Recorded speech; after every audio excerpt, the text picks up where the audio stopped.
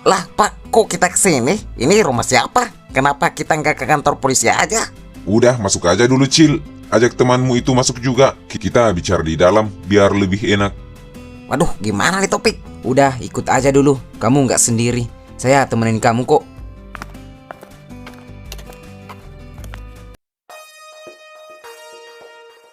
Maaf kalau kamu heran, Cil. Kami sengaja tidak membawa kamu ke kantor polisi. Di sana sedang banyak orang Pak Broto yang mau menjenguk Ucok di sel. Kalau mereka melihat kamu di sana, mereka bakal tahu kalau kamu adalah saksi kunci kami. Kami cuma mau melindungi kamu. Iya, betul. Pak Broto itu licin.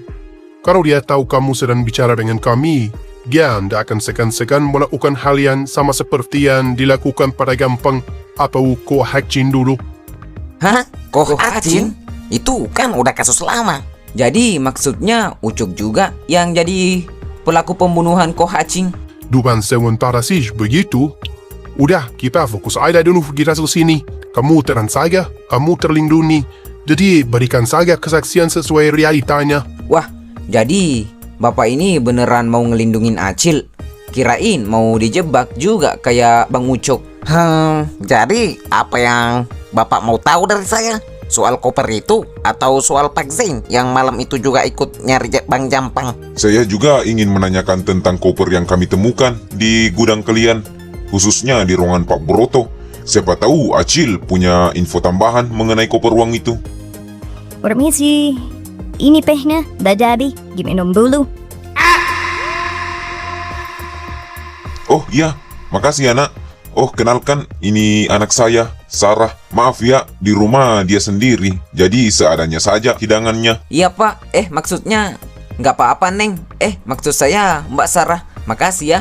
Aduh, jadi ngerepotin nih. Hehehe, silahkan diminum selagi hangat.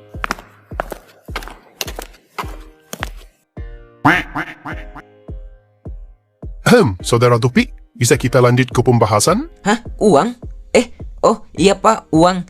Tapi kalau boleh jujur Pak, teh buatan anak Bapak sepertinya enak banget ya. Manisnya seperti kayak yang bawa. Hehehe. Fokus Topik, bahaya ini. Oke, kita balik ke inti. Itu koper uang kami temukan di ruangan Pak Broto.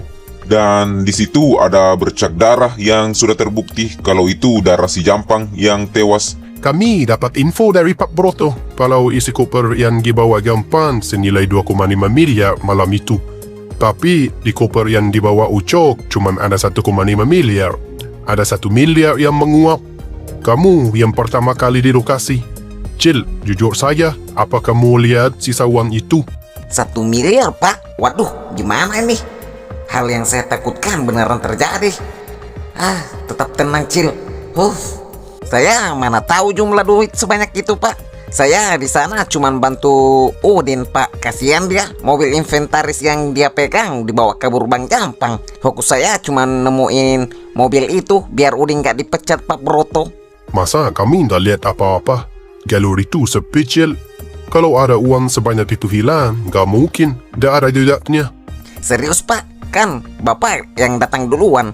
Bapak juga lihat kami datang dan pergi dengan tangan kosong. Ya juga sih, tapi kamu beneran gak tahu ya sama sekali tentang koper itu? Begini Pak, bener kata Acil, kita ini cuman kuli Pak. Lihat polisi aja udah gemetaran, apalagi lihat duit sekoper. Lagian menurut pendapat saya sih Pak, sisa uang 1 miliar itu sepertinya nggak terlalu penting buat penyelidikan polisi sekarang. Kenapa kamu bilang begitu? Ya maksud saya fokus polisi kan harusnya cari tahu siapa yang bantu Ucok. Nggak mungkin Ucok sendirian beresin Jampang sebersih itu. Harusnya Bapak cari tahu motifnya. Apa ini soal dendam lama kayak kasus Kuacing dulu? Kalau soal duit yang hilang, bisa jadi Jampang udah store ke orang lain sebelum dicegat Ucok. Iya kan? Lagian Pak, mending kita fokus ke siapa dalangnya daripada nyari duit yang mungkin udah terbang entah kemana. Iya Pak, saya takut kalau Bapak terus-terusan nanya soal duit itu, nanti Pak Broto malah curiga ke saya. Saya cuma mau kerja tenang Pak. Saya nggak mau nasib saya berakhir seperti kayak Bang Jampang. Wah, sialan. Sudah jam berapa ini? Masa interogasi bocah kuli kayak si Acil lama banget?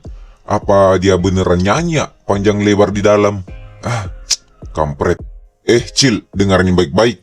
Kami butuh mata dan telinga di dalam gudang itu. Kami yakin uang 1 miliar yang hilang itu adalah kunci. Siapapun yang memegangnya, dia pasti tahu motif pembunuhan Jampang.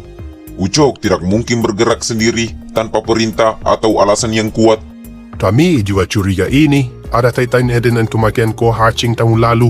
Pak Broto licin, dia selalu bisa cuci tangan. Kalau kamu mau bantu kami mencari tahu uang itu uang apa dan kemana sisanya, kami akan beri kamu perlindungan penuh dan imbalan yang sangat besar dari dana Pak Kepolisian. Waduh, kalau saya terima, saya bisa dapat duit tambahan. Tapi kalau ketahuan saya pernah ambil jatah dari Bang Jampang, saya juga bisa masuk sel bareng Ucok. Aduh, imbalan besar, Pak. Tapi taruhannya nyawa saya. Kalau saya jadi informan, saya punya alasan logis buat sering-sering ke rumah ini, sekaligus ketemu sama Mbak Sarah. Wah, tawaran menarik itu, Pak. Demi keadilan Bang Jampang. Ya kan, Cil? Lagian kerjasama bareng polisi ini kayaknya bakal seru. Apalagi kalau sering koordinasi di sini, di rumah ini. Bego. Pak, tawaran Bapak ini benar-benar berat buat kami. Kami ini cuman kulit kecil. Masalah Ko Haching, Bang Jampang itu urusan besar. Saya takut salah langkah sedikit, nyawa saya melayang sebelum sempat nikmatin imbalannya. Iya, Pak, bener kata Acil. Ini rumit banget. Kayak benang kusut di mesin kapal. Kita butuh waktu buat mikir, Pak. Ya, saya mengerti. Ini bukan keputusan yang mudah. Silahkan kalian diskusikan dulu. Tapi ingat, Pak Broto tidak akan diam saja. Makin lama kalian ragu, makin besar kemungkinan kalian dianggap ancaman oleh dia. Baiklah, kalau begitu hubungi saya saja kalau kalian sudah punya jawaban. Dan tolong, rahasia ini hanya di antara kita berempat yang tahu. Siap, Pak. Kalau begitu kami pamit ya, Pak. Mari, Pak. Oke, hati-hati.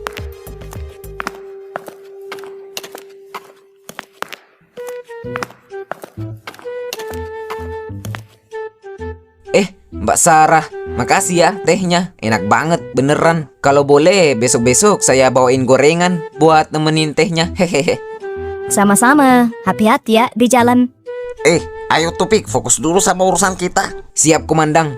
Fokus lahir dan batin.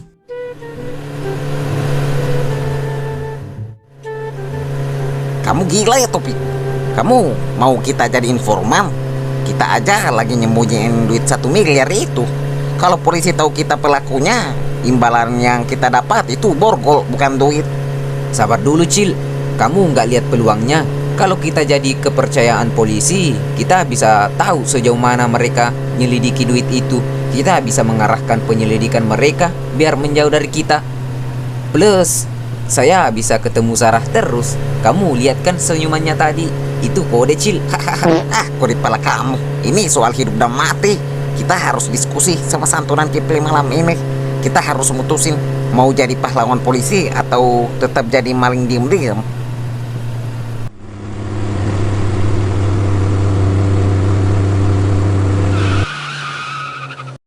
Lah, kok cuma polisinya yang datang? Si Acil mana? Tadi kan mereka berangkat bareng dari gudang. Jangan-jangan si Acil udah ditahan lewat pintu belakang. Atau... kampret.